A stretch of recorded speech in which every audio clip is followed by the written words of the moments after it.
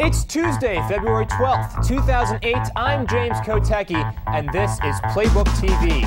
It's the day of the Potomac primary, or the Chesapeake primary, depending on which river you feel is more politically correct to associate with the D.C., Maryland, Virginia region.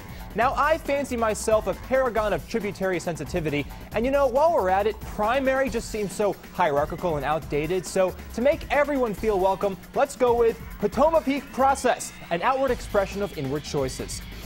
Ah, I feel clean again. There are two major storylines here today. One is Hillary Clinton's attempts to prevent Barack Obama from winning all three primaries and becoming the Democratic frontrunner. In an interview last night with WJLA Channel 7 and Politico, Clinton painted Obama as someone who might avoid big fights because he's overly concerned with getting along.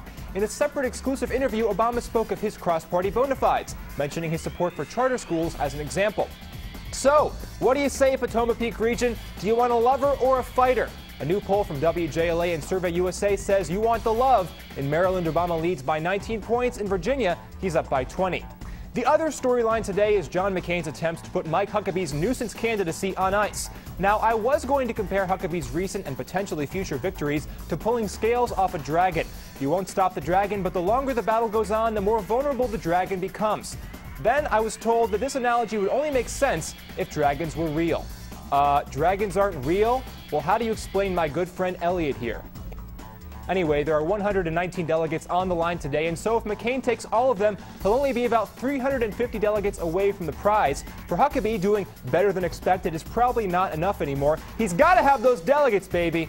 Huck's best chance may be Maryland, which associates delegates both on a statewide basis and by congressional district. However, according to that same WJLA poll, John McCain has an almost 40-point lead in Maryland, and he leads by over 30 points in Virginia.